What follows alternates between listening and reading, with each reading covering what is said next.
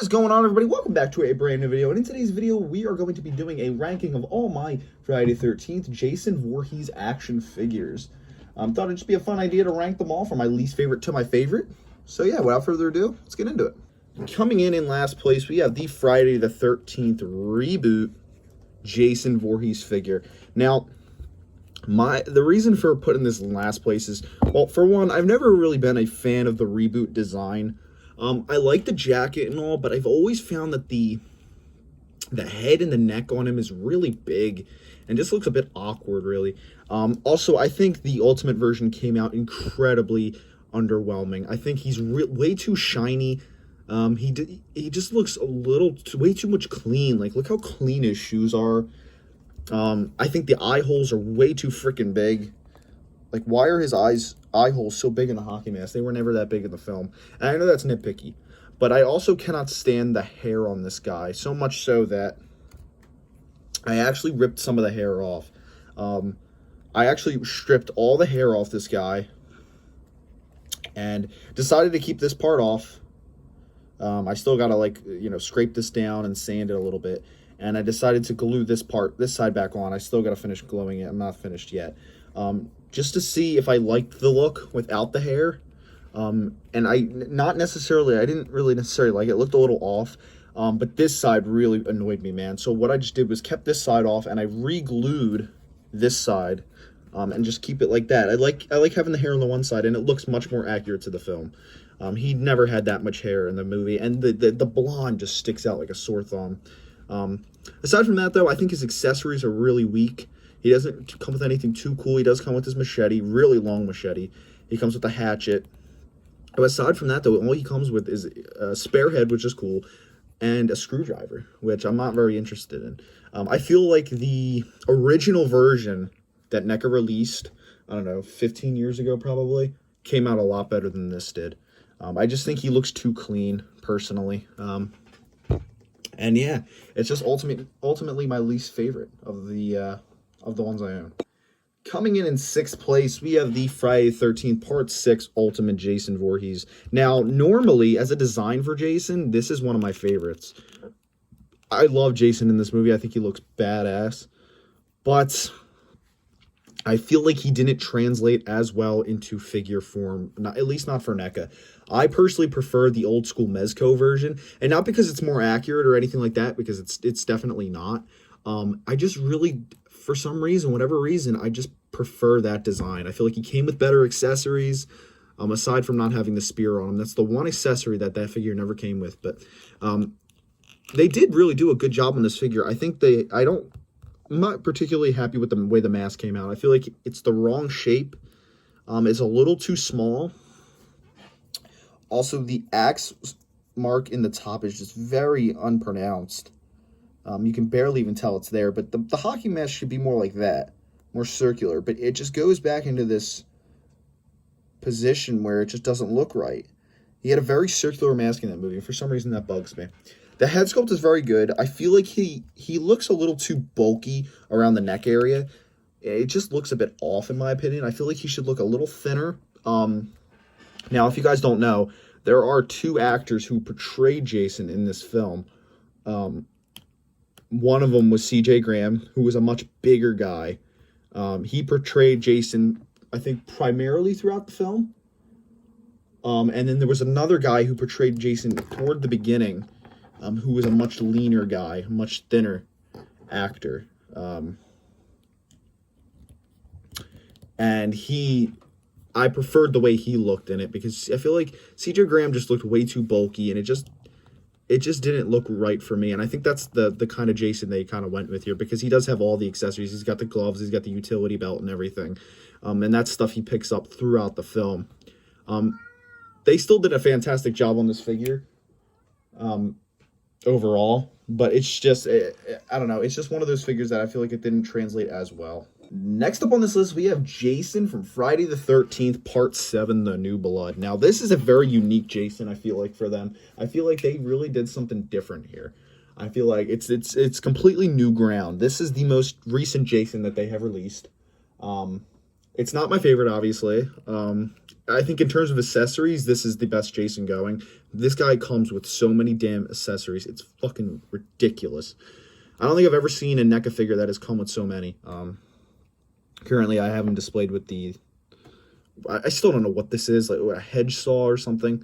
But just all the tattered clothes, you know, and because, unfortunately, because of the rubber that they use, it does hinder some articulation in certain areas, which is fine. But they did a fantastic job on this figure. You got the exposed spine in the back. The sculpting and detail is just unbelievable. You take the mask off. Arguably the best head sculpt for Jason. Just looks awesome. Look at those just pits for eyes, man. You can barely even see his eyes in there. They're just pits. And you got the exposed mouth right there on the side. Now, this does come with an alternate head sculpt where his mouth is open, but unfortunately mine did not come with it. Which is still disappointing because that's such a sick head sculpt. One thing I am happy they did with this figure is if you look at the straps on this figure, it's much thicker and a better material versus some of the older figures. They used such more thinner straps back in the day for their figures. And they would always break. Always break. So they finally updated it with the Part 7, which is good. The hockey mask looks great. Wish the axe slash went a little bit further down. It's very tiny on this figure for some reason. But just look at all the decay and the exposed areas. Now, simply this, from a design standpoint and a construction standpoint and, you know, a technology standpoint, this is definitely their best Jason. It's come the farthest in terms of what they're able to do, and it really pushes the limits of their, you know, their sculpts and everything like that. Just for me, Friday the 13th Part 7 Jason isn't one of my favorite designs. No, I don't want to say that. It's probably in my top 5, but it's just not my ultimate favorite design. There's some designs of Jason on here that I prefer a bit more than the Part 7.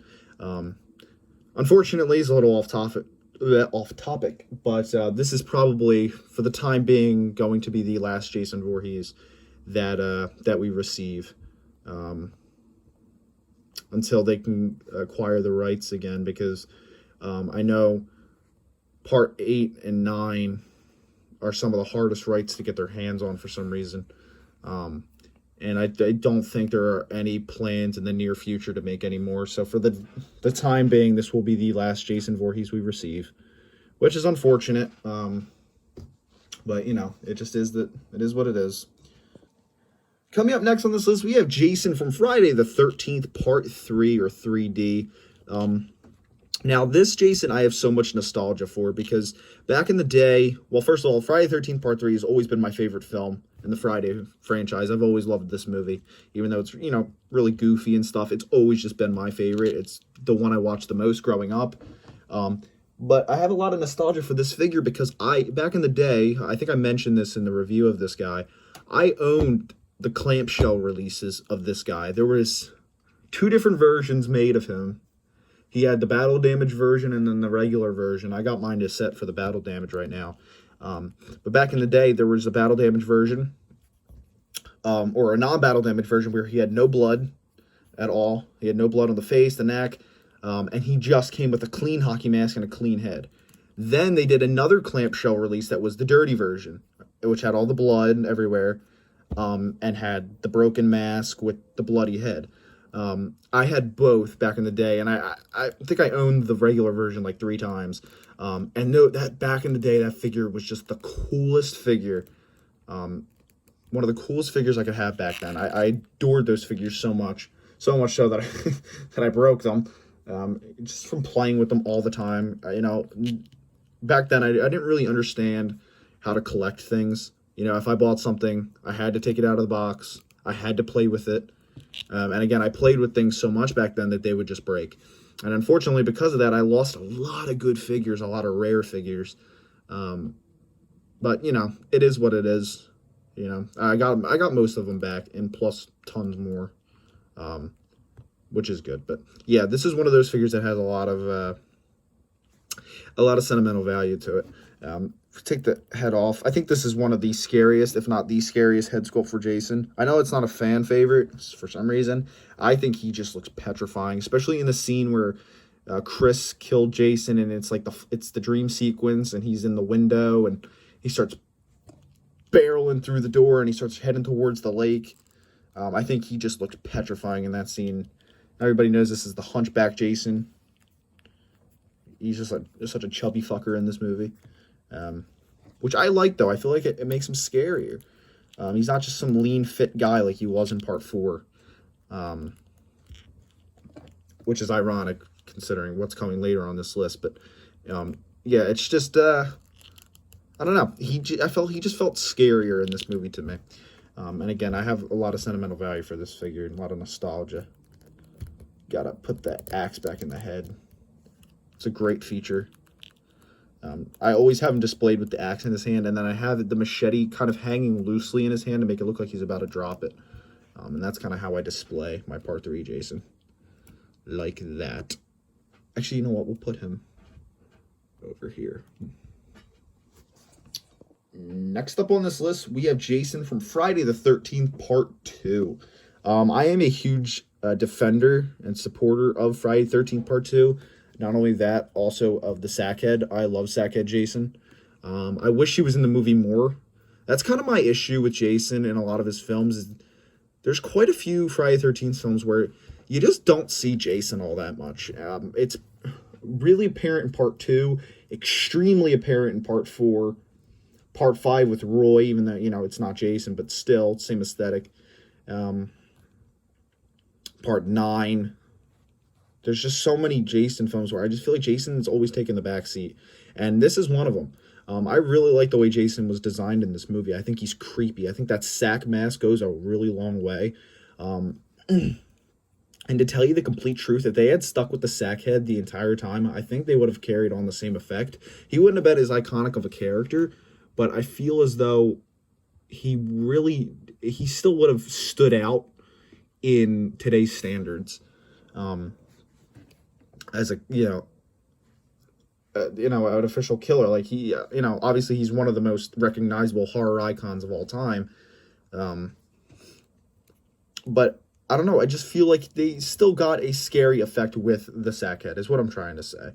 I love the blue denim overalls with the jeans, and, you got the flannel shirt and everything. You got a little bit of blood on the hand there. And it's just a unique Jason figure. It's not the same old thing. It's not the hockey mask all over again.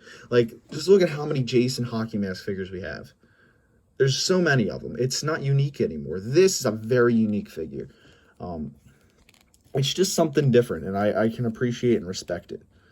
I love the Sackhead in this. I think it looks better in this than it did in the remake. I don't know. There was something about the remake where it just... I don't know. I feel like there's just a dark shadow in that era of Jason. I feel like that movie gets a lot of hate, rightfully so. It's a shit movie, but he just looks so much more superior in this. I have him displayed with the pickaxe. That's what I always have this guy displayed with. I think he just looks the best with it. I feel like it fits perfectly. We'll put him right in front of remake Jason right there. Alrighty, coming in at number 2, we have Jason from Friday the 13th, Part 5, The New Beginning. This is, the dream sequence Jason in the beginning of the film. Or you could say it's the dream sequence Jason, or like the vision Jason that, Tommy keeps seeing visions of the guy. This is kind of like the scene in the bedroom where he's in the mirror. I got him holding the axe. Like he was in the dream sequence. Or, sorry, I keep saying dream sequence. Like he was in the visions that Tommy had. Now, if we're talking about the dream sequence in the beginning, he would have had a much dirtier hockey mask on, which is an alternative head. I just put this one on him just because it kind of, it looks like Part 4, minus the blood streaming down like that. Because I don't own the Part 4 Jason right now, so I just said screw it and threw this one on, just to make him look like Part 4 for the time being. And then once I get my Part 4 Jason, I'll throw the other head on this guy, just so I can have a more unique figure. But one thing I do love about this guy is the hand. I love how it's still got the split, which is something that, funnily enough, doesn't carry out through the rest of the franchise. You never see it again. I mean, if you look at Seven's hand, He doesn't have the cut there anymore. 6, you really can't tell because he's wearing gloves. But he just, that, that slice in the hand goes away. It never carries out through the rest of the films. Now, I like what they did with the, they got the slash right here. And this is actually accurate how it was in the movie. Because if you look at it, it doesn't actually go that deep in his head. Not where it would in part 4. In part 4, it would come right about to the center of his head. This, it just looks like it grazes the head like it's a little slice. In part 5, that's actually how it looked. The prosthetic, it didn't look like it went that deep. Because you did see a side shot of Jason kind of like that, but I love his hands. I love the the longer fingernails he's got going on. Even though in the actual film he didn't have long fingernails, he had them in part 4. His fingernails were very long in part 4, but in part 5 he just had normal fingernails. Because he wasn't seen for that long, so they kind of just put a quick design on him and called it a day. He was played by Tom Morga in this. He was, played Michael Myers in part 4, Jason part 5, and I think he played Leatherface at some point too. I'm not quite sure which one, but I'm pretty sure he did play him at some point. So he's played a lot of horror icons, which is pretty cool. And coming in at number 1, you already probably guessed it. We have the Freddy versus Jason Voorhees. Now, I'm not going to talk too much about him just because I already did in a video not too long ago where I ranked my favorite NECA figures.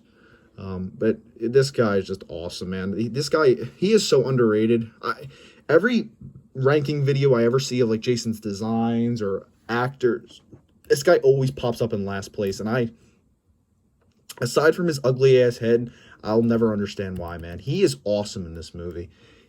He's big. He's brutal. I hear a lot of people say, oh, well, he's just so dumb in this movie. Jason is dumb in general. Jason is stupid.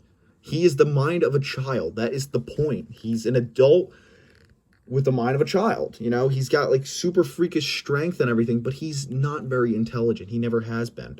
He's always been stupid. I mean, just look at part 6, he's walking towards this lake while this idiot out in a boat is yelling at him, maggot head, and calling him a pussy, and he's walking towards him acting like he's going to do something because he's just got that mentality, he's just got the mind of a child. It's just how Jason is. It's how the character was described. So he really wasn't any more stupid in this than he has been in the franchise. I think where a lot of people get mad at this Jason is because and this is going to be a controversial thing, but he got his ass kicked by Freddy. This Jason got his ass beat so bad by Freddy Krueger, whether it was right or not. Obviously in the dream world, he got his ass beat. But in the real world, man, I mean, this guy would have destroyed Freddy. I don't know why. They pretty much had Freddy winning the whole thing. He was winning about 90% of the film. It wasn't until and Jason ain't even the one that killed him in the end. It was the girl. You could tell New Line Cinema was so biased to Freddy in this film. Because Jason just would have kicked his ass, especially how Jason was in this movie. I think also another problem with Jason in this movie is his fucking giant sword-like machete. I think they added that to make him a bit less realistic so we could keep up with the very unrealistic Freddy Krueger. And he's got the whole teddy bear thing going on. I see why people don't like this Jason, but as from a design standpoint and an acted standpoint, I think this is the best Jason. So, yeah, I hope you guys did enjoy. If you did, make sure to drop a like, subscribe, and I'll see you guys next time. Bye, guys.